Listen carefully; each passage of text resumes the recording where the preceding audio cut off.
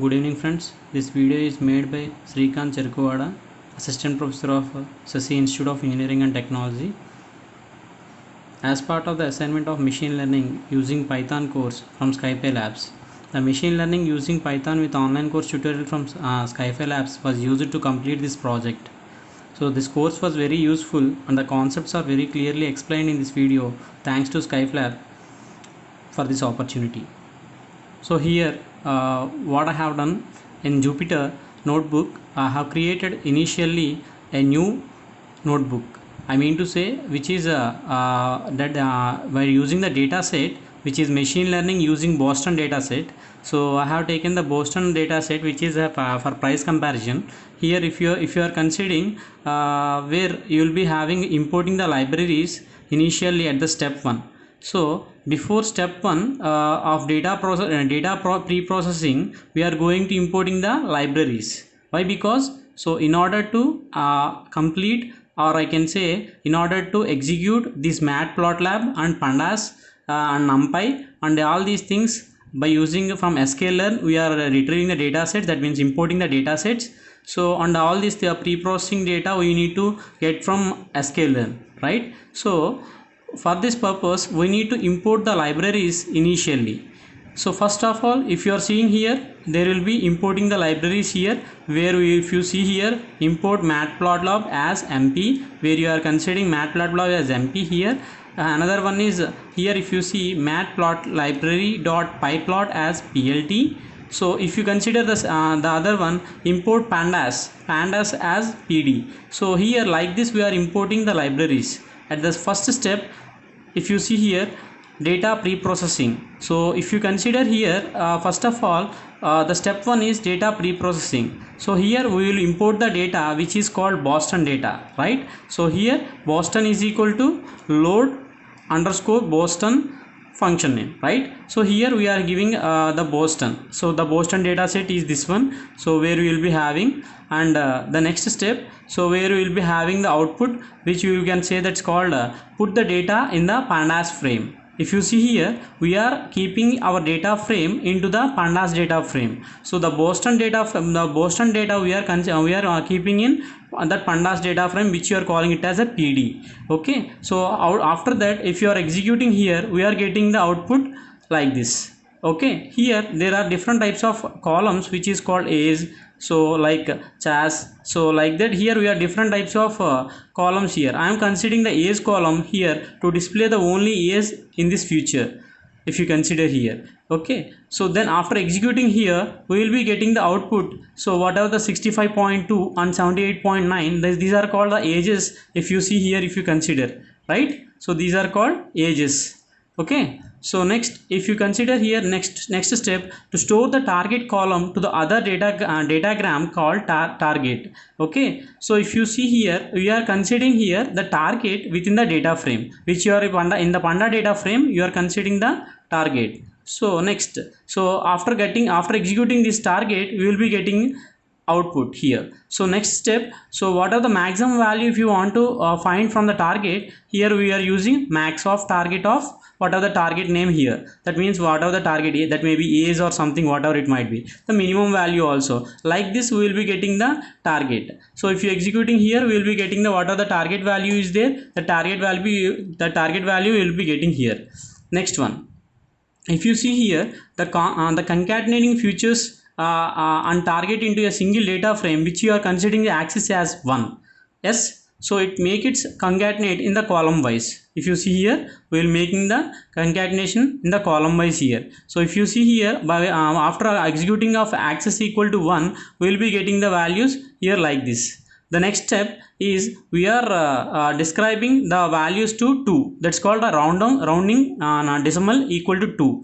Here we are describing like this. See, this is the output which you are getting here. The count, mean, standard, minimum. These are all the things under these particular columns, which is called, we are considering here target and A's and all these things. Here if you see, after that we are calculating the correlation of between the data, taking the absolute correlations, making the list of pairs, and if you see here the sorting the list of pairs in reverse and with the correlation as a key of sorting, and we are unzipping the two list of pairs which you are calling it as a zip L, which may be ABC, BCD, like that if you are considering, and return CD ADG. So like this, if you are considering, I am giving taking an example that a smaller one which I am not considering all the things here. Correlations labels which you are considering it as a list of zip, which we are considering it as a label L, and if you see here, these are the plots of the correlations with respect to the target variable as a bar graph. Okay, so if you consider here attributes and the correlations with the target values, like this if you consider, so we will be getting the correlation with the target values as the graph here. If you see this one, so that this is the statistic data which you are saying here, CRM value, tax cessation, and RAD, age, and what are the charges, and all these things will be comes under as a correlation with the target variable.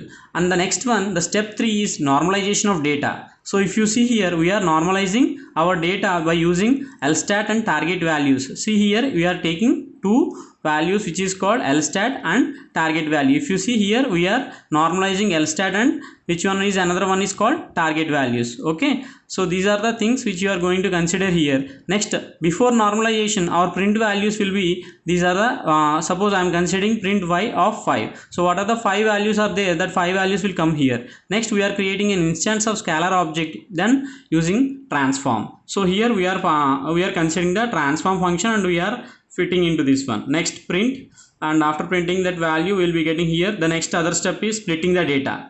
Okay, so we need to split the data, as you know that, and we can say here 20% of the data, that means 0.2 as the sample data I am testing here. So, and one more thing, mean square error. So I am testing the mean square error here, and we are updating that one. And next, the gradient descent function we are applying here. So, and after that, what are the things that will be written, that is error values and mean square values, which you can say that's called means the MC values. And if you see here, using the gradient descent, so if you see using the gradient descent, the whatever the gradient descent values are there, that may be learning rate or iterations or error threshold, these are all the gradient descent which you are giving as a parameter values here. And we are printing the what are the 0.9 and C value are there, that will be printing here, which is called print m comma c. So we are giving input values as 0.9 and 0, where we are giving as a and we are getting the print value print m comma c values as these things. So next, we are plotting the regression curve for B and R.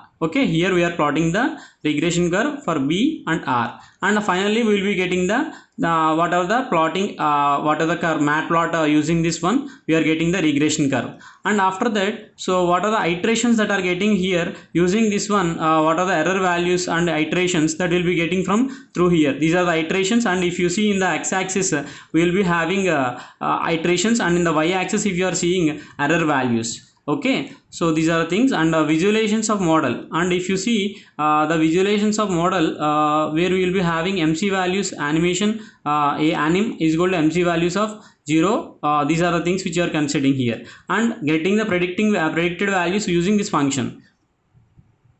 Okay, next, after that, if you see whatever the computation of mean squared errors for predicting the values, we are considering this function. And next one, what are the data frame, that means the targeted data frame which is there. So that means, sorry, here after visualization of the model, we need to predict the values, and then we need to compute the MSE, that is called mean squared error, for predicted values. Okay, and after then we need to list out what are the targeted values are there, and what are the x values and y values are there. We need to predict, that means we need to panda that data frame of x, target y, and predicted value.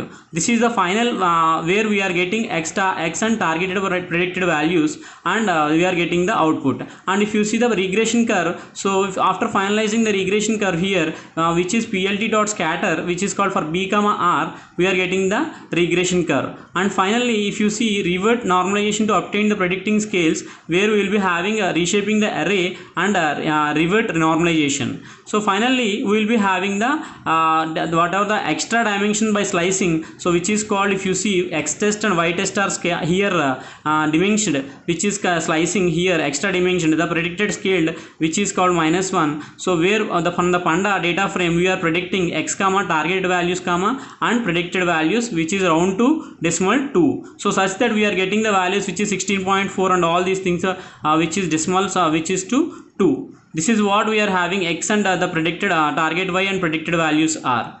So thanking you to all, and thanking you to the Skylabs, which is for taking this Boston data set. So entirely, if you see this one, so which was executed by with the help of the machine learning using the Boston data set. Okay, thank you.